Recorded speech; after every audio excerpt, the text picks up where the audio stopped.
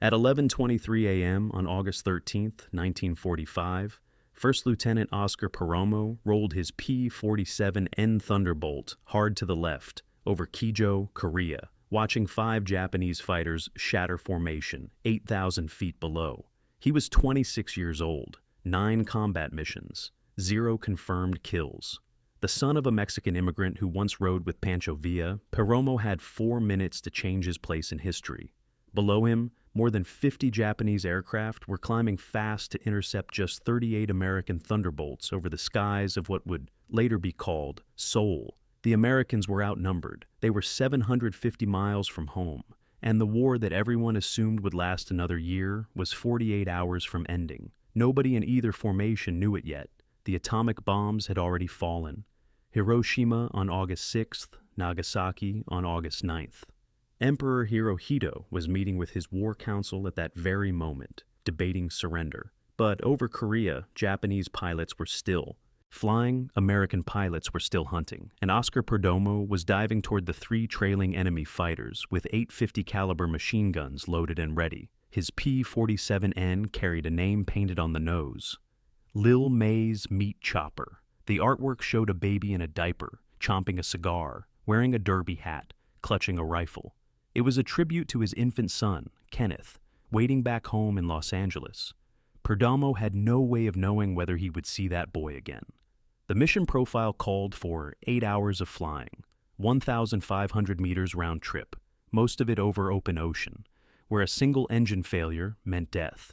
If you find these stories of courage and strategy inspiring, please take a moment to like this video, subscribe to our channel, and share your thoughts in the comments below. Your support helps us keep these historical legacies alive. The P-47N was built for exactly this kind of mission. Republic Aviation had redesigned the Thunderbolt specifically for the Pacific Theater, adding wet wings that carried 93 gallons of fuel in each wing root. The aircraft could haul over 200 gallons when fully loaded with external tanks. It had the range to escort B-29 Superfortresses all the way to Japan and back. It had the firepower to destroy anything it caught.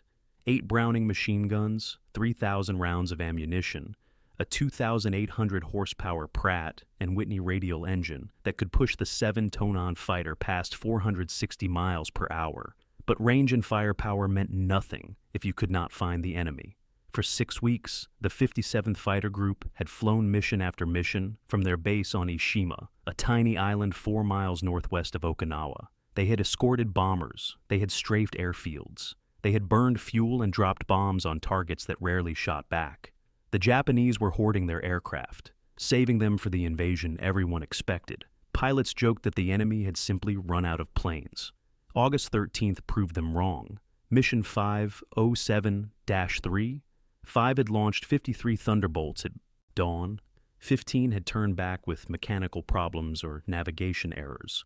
The remaining 38 had droned northwest across the East China Sea, crossed the Korean coastline, and were approaching KJO when radar operators reported contacts. Lots of contacts. The Japanese 22nd and 85th Sentis had scrambled everything they had. Nakajima Ki-84. Frank fighters, Nakajima, Ki-43 Oscars, even a pair of Yokosa, K-5Y Willow trainers that had somehow found themselves in the wrong piece of sky. If you want to see how Perdomo's Meat Chopper earned its name that morning, please hit that like button. It helps us share these forgotten stories with more viewers. Subscribe if you are new here. Back to Perdomo. He had selected the trailing 3 fighters from the enemy formation. Standard tactics. Hit the rear aircraft first. The leaders would not know they were under attack until their wingmen started burning. Perdomo pushed the throttle forward, felt the Thunderbolt surge, and watched the distance close. Du Tuxtanchiai, id 501,000. At 800 yards, he centered his gun sight on the nearest enemy fighter and pressed the trigger. The war was about to end. Oscar Perdomo was about to become the last pilot in history to shoot down 5 aircraft in a single day. And he had exactly 4 minutes of ammunition left. The first burst caught the trailing Ki-84 exactly where Perdomo had aimed. Engine cowling, cockpit. The Japanese fighter shuddered, belched black smoke, and began a spiral that would end in the Korean countryside, 8,000 feet below. Perdomo did not watch it fall. He was already shifting his gun sight to the second aircraft. 9 combat missions without a single kill. 6 weeks of escort duty, strafing runs, and empty skies. Now the enemy had finally appeared, and Oscar Perdomo discovered something about himself. He was good at this. Very good. The Ki-84. Frank was Japan's best fighter in August 1945. Faster than the Zero, better armed, capable of climbing with American aircraft that had dominated the Pacific. For 2 years, Japanese pilots called it the Gale. Allied intelligence had classified it as one of the few enemy fighters that could challenge American air superiority on equal terms. The 22nd and 85th Sentis flying over Korea that morning had some of Japan's most experienced pilots at the controls. None of that mattered when 850 caliber machine guns found their mark. Perdomo's second target tried to break right. Too slow. The P-47N weighed nearly 20,000 pounds fully loaded. It could not turn with a Japanese fighter. It could not climb as fast, but it could dive like nothing else in the sky. And when a Thunderbolt pilot caught an enemy from above and behind, the mathematics of aerial combat became simple. Speed plus firepower plus surprise equal destruction. The second Ki-84 took hits across its entire fuselage. Perdomo saw pieces separate from the aircraft. A section of wing, part of the tail assembly, then flames erupted from the fuel tanks and the fighter became a fireball tumbling toward Earth. 2 kills in less than 60 seconds. The third Japanese pilot had seen enough. He rolled inverted and dove for the deck, accelerating away from the American who had just killed his wingman. Perdomo let him go. The Thunderbolt had the speed to chase, but pursuing a single fleeing enemy meant losing sight of the larger battle. Somewhere in the chaos above Korea, 37 other American pilots were fighting 50-plus Japanese aircraft. Perdomo needed to find his squadron. He pulled the P-47N into a climbing turn, scanning the sky for the distinctive silhouettes of friendly Thunderbolts. The morning sun made identification difficult. Aircraft twisted and dove in every direction. Smoke trails marked the paths of damaged machines. At least 3 parachutes drifted below, though Perdomo could not tell whether they carried American or Japanese pilots. The fuel gauge showed the mission clock ticking. 8 hours total flight time.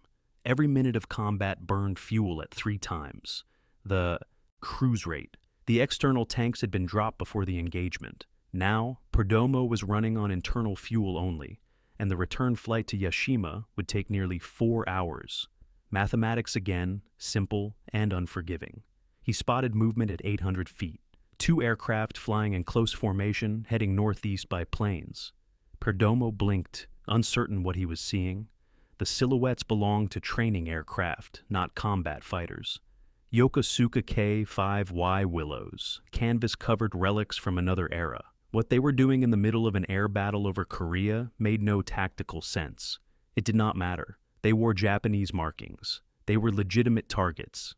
Perdomo rolled the Thunderbolt inverted and pulled toward the Earth, building speed for the intercept. The biplane saw him coming. They separated, each pilot choosing a different escape route.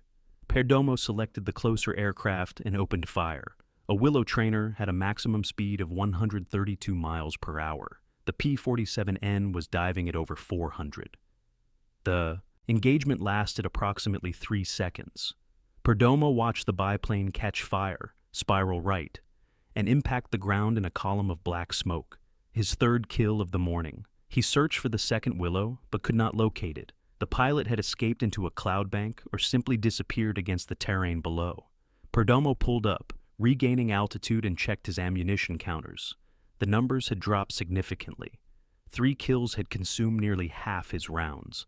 The meat chopper still had teeth, but they were getting shorter. He climbed above the clouds, searching for friendly aircraft. What he found instead were 4 Japanese fighters waiting in ambush. 4 Nakajima Ki. 84 Franks held the altitude advantage. They had seen the American Thunderbolt climbing through the clouds. They had positioned themselves perfectly. Sun behind them, speed building. The textbook bounce that had killed hundreds of Allied pilots over the Pacific. Perdomo saw them at the last possible moment. 4 shapes diving out of the glare, growing larger with terrifying speed. He had perhaps 2 seconds to react, 2 seconds to make a decision that would determine whether his son Kenneth ever saw his father again. He did not try to run. Running from a diving fighter meant taking hits in the engine or the cockpit. The P-47N could absorb tremendous punishment, but not from 4 aircraft firing simultaneously. Instead, Perdomo did something that violated every instinct a pilot possessed. He turned into the attack. The maneuver caught the Japanese formation off guard. They had expected the American to dive or break away.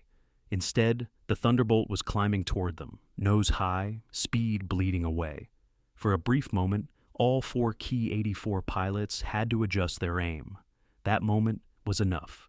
Perdomo rolled the P-47N onto its back and pulled hard, reversing direction while the Japanese fighters overshot. Their diving speed carried them past and below, exactly as he had planned. Now the geometry had changed. The hunters had become targets. He selected the trailing aircraft and opened fire. The Ki-84 pilot never saw the tracers coming. 50 caliber rounds tore through the engine cowling, and the Japanese fighter exploded in a ball of orange flame. 4 kills. Oscar Perdomo had just become an ace, not over months of combat, not through dozens of missions. In a single engagement lasting less than 5 minutes. The remaining 3 Ki-84s scattered. 1 dove for the deck. 1 climbed toward the clouds. The 3rd tried to circle back for another pass. Perdomo ignored them all. His ammunition counters showed critically low numbers. Perhaps 30 seconds of firing time remained. He needed to find his squadron and begin the long flight home. The sky over Kyoto had transformed into chaos. Smoke columns rose from at least a dozen crash sites. Aircraft circled at every altitude, some fighting, others simply trying to survive. Perdomo spotted a pair of P-47Ns at 3,000 feet, their distinctive paddle blade propellers catching the sun. Friendlies. He banked toward them. Then he saw what they were fighting. A single Ki-84 had latched onto the tail of 1 Thunderbolt and refused to let go. The American pilot was jinking hard, trying to shake his pursuer, but the Japanese fighter matched every move. The second P-47N was attempting to help, but the angles were wrong. Every time the wingman lined up a shot, his squadron mate flew into the line of fire. Perdomo pushed the throttle to maximum power and dove toward the engagement. The meat chopper had perhaps 20 seconds of ammunition remaining, maybe less. It would have to be enough. He came in from above and behind the same attack profile that had worked 4 times already. The KY-84 pilot was focused entirely on his target, watching the American Thunderbolt fill his gun sight, waiting for the perfect moment to fire. He never checked his 6 o'clock. He never saw Perdomo diving toward him at 400 miles per hour. Perdomo pressed the trigger and held it down. Tracers reached across the sky, converging on the Japanese fighter. Hits sparkled along the fuselage. The K-184 shuddered. Smoke began pouring from the engine. Then the guns went silent. Not a gradual slowdown, not a few final rounds, complete silence. All 8 Browning machine guns had run dry simultaneously.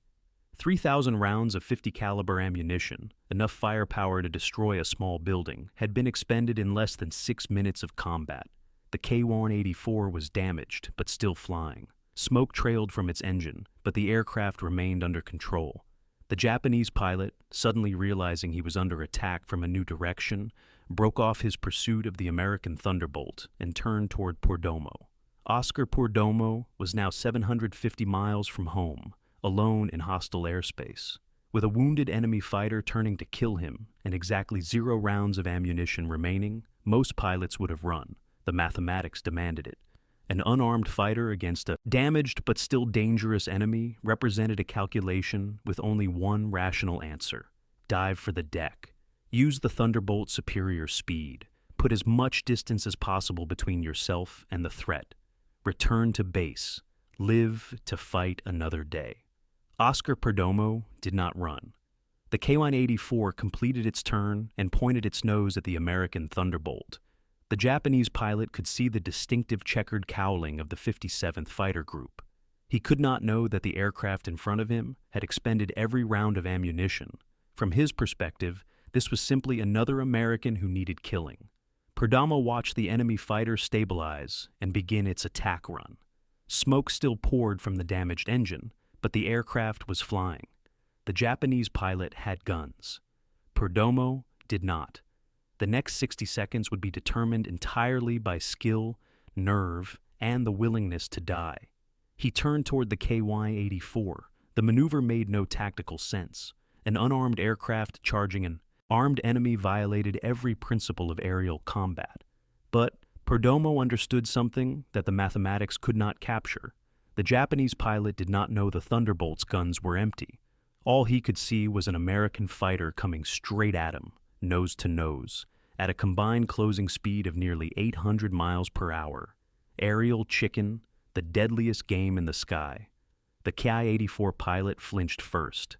With his engine trailing smoke and an apparently armed enemy boring in, he broke right, abandoning his attack run. Perdomo followed, turning inside the Japanese fighter, maintaining the illusion of an offensive posture. Every second he kept the enemy defensive was a second his squadron mates could use to reach the fight. He keyed his radio and called for help. Somewhere in the chaos over Korea, another P-47N pilot heard the transmission. An American was in trouble, engaged with an enemy needed assistance. The response was immediate. Perdomo continued his deadly dance with the Ki-84.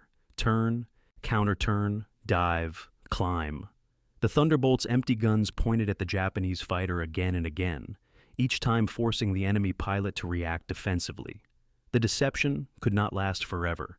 Eventually, the Japanese pilot would realize that no tracers were coming. Eventually, he would understand that his opponent was bluffing with an empty hand. The help arrived before that moment came. A second P-47N dropped out of the clouds at full power. The pilot had seen the engagement, understood the geometry, and positioned himself for a clean shot.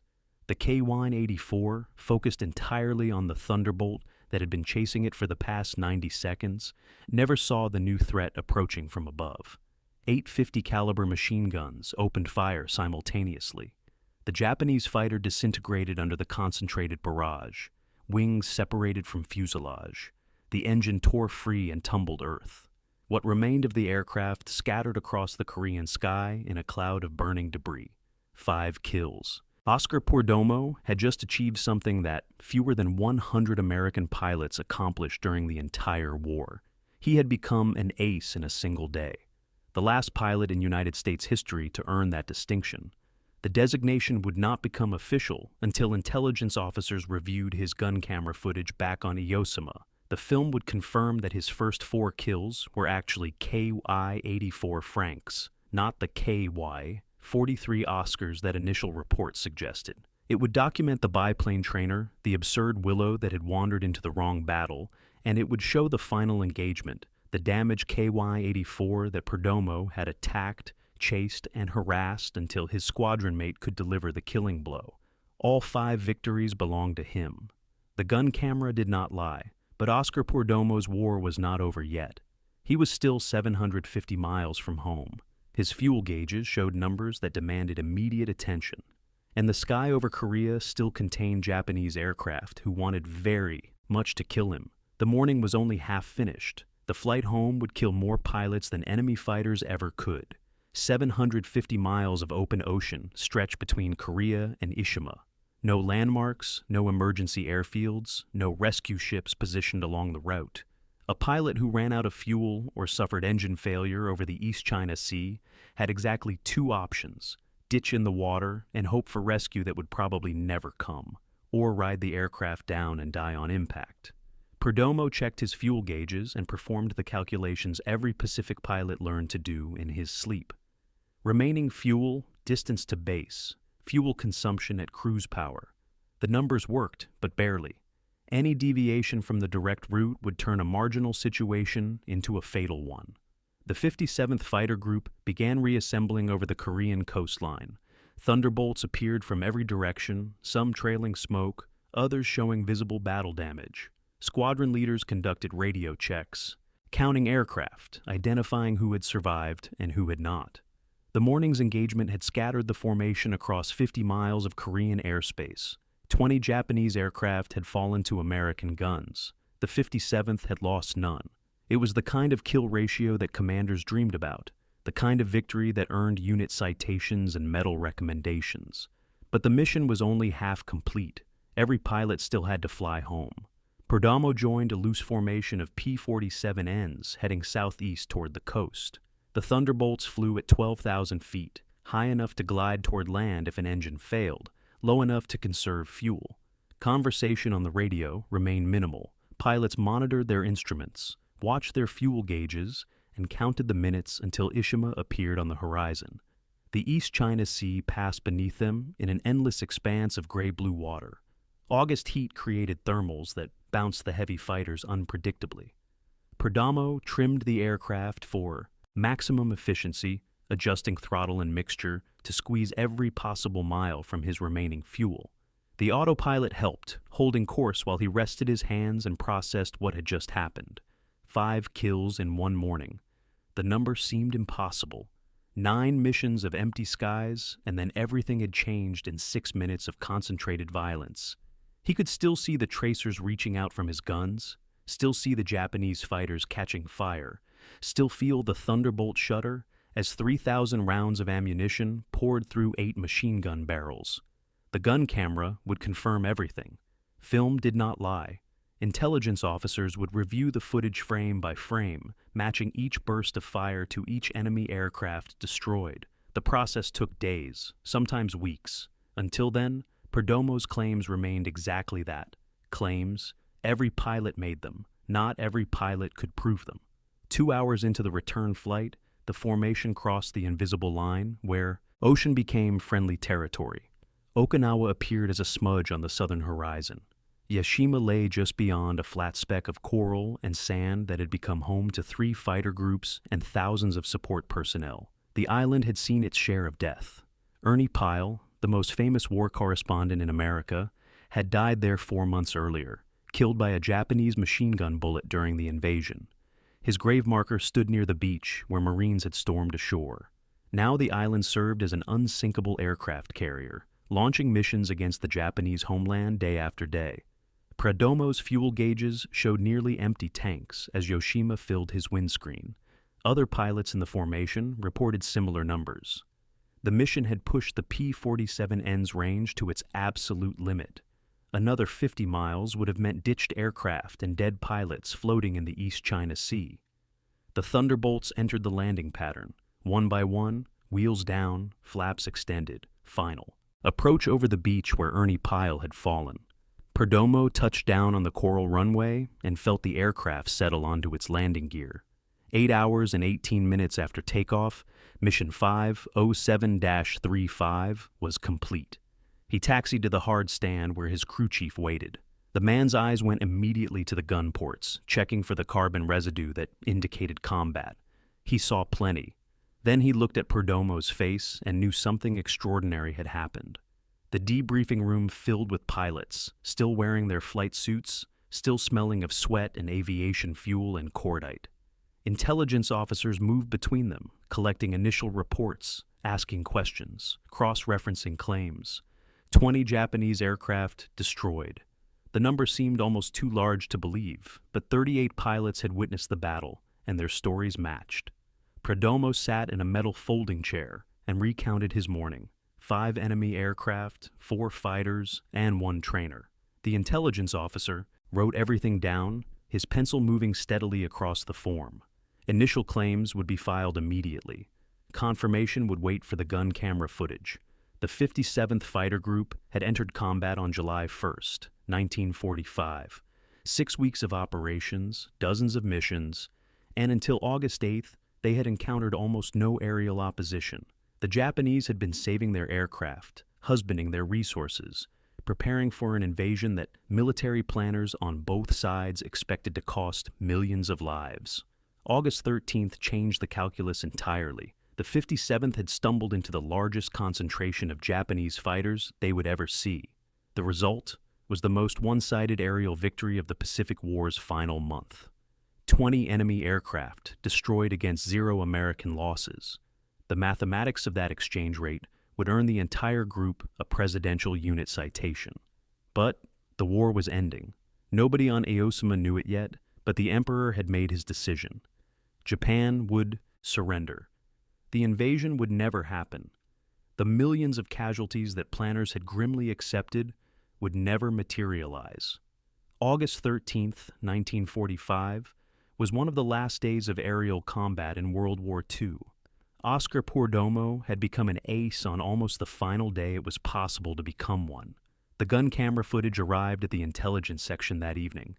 Technicians threaded the film into projectors and watched the morning's combat unfold, frame by frame. Pordomo's camera had captured everything. The first Ki-84 taking hits, catching fire, spiraling down. The second fighter disintegrating under concentrated fire. The Willow trainer burning against the Korean landscape. The fourth kill, the ambusher, who became the ambushed. The fifth kill presented a problem. Pordomo's guns had run dry before the final KY-84 was destroyed. His gun camera showed the damaged aircraft, showed the pursuit, showed the desperate maneuvering of an unarmed Thunderbolt chasing an armed enemy. But the killing burst had come from another pilot's guns. Intelligence officers debated the credit. Pordomo had attacked the aircraft. He had damaged it. He had chased it until help arrived. The other pilot had delivered the fatal blow, but only because Pordomo had set up the shot. Standard procedure awarded credit based on who inflicted the lethal damage.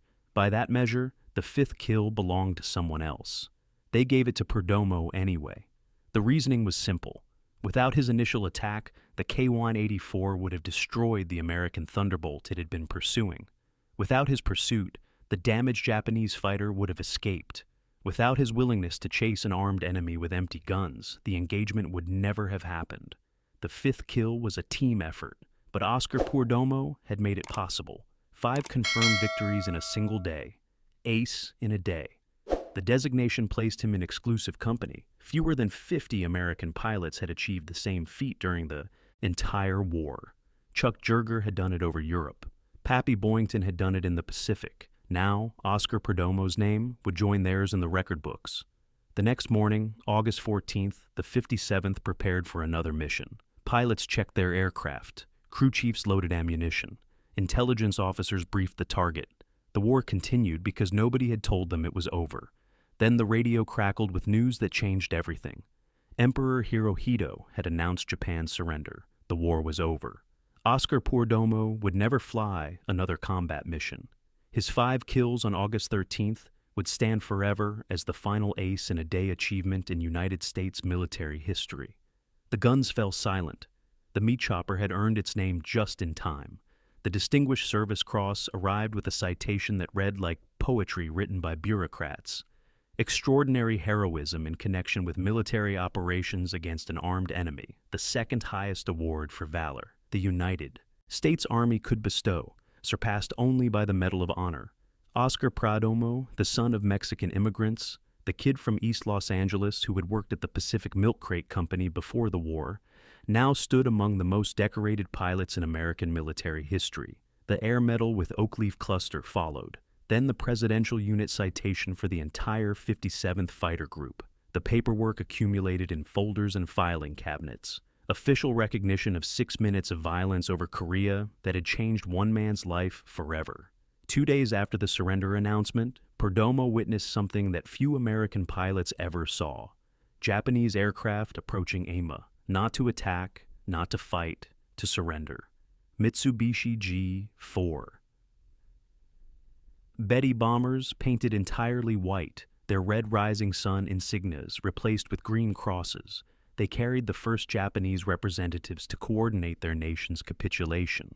The same airfield that had launched Pordomo toward his 5 kills now received the enemy delegation. He watched the white-painted bombers touch down, watched Japanese officers emerge in formal uniforms, watched the beginning of the end of the war he had fought. The juxtaposition seemed almost impossible to process. 48 hours earlier, he had been killing men who flew aircraft just like these. Now those aircraft carried diplomats instead of bombs. The 57th remained on Ema through the fall of 1945. Occupation duties replaced combat missions. Pilots flew patrols over a defeated Japan, watching for resistance that never materialized. In January 1946, the group transferred to Okinawa. 4 months later, it was deactivated entirely. Oscar Pordomo's war had ended, but his flying career continued. He remained in the Army Air Forces after demobilization, one of the few wartime pilots retained for peacetime service. In 1947, the Air Force became an independent branch of the military, and Perdomo transferred to the new service. He flew different aircraft now, jets instead of propeller-driven fighters. The technology had advanced beyond recognition, but the fundamental skills remained the same. Stick and rudder, eyes outside the cockpit, the instincts that had kept him alive over Korea. He left active duty in January 1950, returning to civilian life in Los Angeles. His son Kenneth was 5 years old now, no longer the diapered baby depicted on the nose of Lil May's meat chopper. Perdomo joined the Air Force Reserve, maintaining his flying credentials while building a life outside the military. The transition seemed complete. Then, North Korea invaded South Korea. June 1950, 5 years after Perdomo had shot down 5 aircraft over the Korean peninsula, war returned to the same territory. The United States mobilized rapidly, recalling reserve, activating units, preparing for a conflict that would last 3 years and kill nearly 40,000 Americans. Captain Oscar Perdomo reported for active duty on June 30, 1950. The Air Force needed experienced pilots. The man who had become the last ace in a day over Korea was going back. He flew F-84 Thunderjets and F-86 Sabres during his second war. The aircraft bore nose art. No pictures of babies with cigars and derby hats. Kenneth was a teenager now, too old for that kind of tribute. Perdomo flew training missions, qualified new pilots, helped build the force that would fight communist MiGs over the Yalu River. In February 1955, his skills saved lives one more time. Flying a T-33 trainer with a student in the rear seat, Perdomo's aircraft developed a severe fuel leak. Gasoline fumes filled the cockpit, burning his eyes, making it nearly impossible to see his instruments. Most pilots would have ejected, abandoning the aircraft to save themselves. Perdomo stayed with the plane, executed a dead stick landing without engine power, and brought both himself and his student safely to the ground.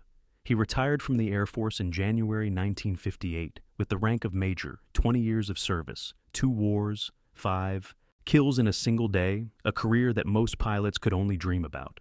The man who had charged Japanese fighters with empty guns finally stopped flying. Oscar Perdomo settled into civilian life in Los Angeles. He had survived 2 wars. He had achieved something that would never be repeated. He had a wife, a home, and children who knew their father as something more than a name on a medal citation. The years passed quietly. The memories of Korea faded into stories told at veterans' gatherings, details that grew sharper or softer depending on the audience. Then Vietnam took his son.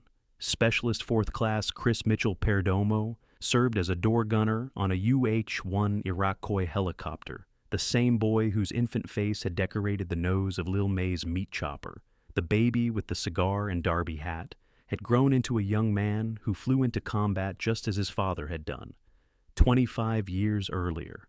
On May 5, 1970, his helicopter crashed and exploded 5 miles southwest of Phuyen in South Vietnam. Chris Mitchell Perdomo was one of 3 crew members killed. The loss destroyed Oscar Perdomo. He had survived Japanese fighters. He had survived empty guns and 8-hour missions over open ocean. He had survived fuel leaks and dead stick landings and 2 wars that killed millions. But he could not survive the death of his son. The man who had charged armed enemies with an empty aircraft began drinking. The alcohol consumed him, the way flames had consumed those Japanese fighters over Korea. Major Oscar Francis Perdomo died on March 2, 1976 in Los Angeles. He was 56 years old. His family honored his wishes and scattered his ashes over the Pacific Ocean, the same waters he had crossed so many times during the war. The last ace in a day returned to the sky one final time. His achievement remains unique in American military history. Pilots in the jet age have claimed 5 kills in a single day, but none have been confirmed with the certainty that gun camera footage provided in 1945. Oscar Perdomo stands alone as the last undisputed ace in a day the United States has ever produced. The record has survived nearly 80 years. It will likely survive forever. The commemorative Air Force maintains a flying P-47N Thunderbolt, painted to replicate Lil May's meat chopper. The nose art shows the same baby, the same cigar, the same derby hat. The aircraft appears at air shows across the country, introducing new generations to the story of a pilot who shot down 5 enemy aircraft in 6 minutes and then charged a 6th with empty guns. His name appears on the memorial wall at the United States Air Force Memorial in Washington. His personal papers rest in the archives of the San Diego Air and Space Museum. His Distinguished Service Cross Citation remains part of the official record, documenting extraordinary heroism that bureaucratic language cannot fully capture. August 13, 1945, 48 hours before the end of the deadliest war in human history. 38 American Thunderbolts against 50 Japanese fighters over Korea. One pilot from East Los Angeles, the son of a man who had ridden with Pancho Villa, flying an aircraft named after his infant son. 5 kills, 0 ammunition remaining. 750 meters from home, the meat chopper earned its name that morning. Oscar Perdomo earned his place in history. If this story moved you the way it moved us, please take a moment to hit that like button. Every single like tells YouTube to show this story to more people who need to hear it. Hit subscribe and turn on notifications. We rescue forgotten stories from dusty archives every single week. Stories about pilots who charged enemies with empty guns. Stories about fathers who named their aircraft after their sons. Real people, real heroism, real sacrifice. Drop a comment right now and tell us where you are watching from. United States, United Kingdom, Canada, Australia, Mexico, where Oscar Perdomo's father began his journey before crossing the border to build a new life. Our community stretches across the entire world. You are not just a viewer, you are part of keeping these memories alive. Tell us your location. Tell us if someone in your family served. Tell us if you have ever heard of Oscar Perdomo before today. Thank you for watching, and thank you for making sure the last ace in a day never becomes a forgotten man.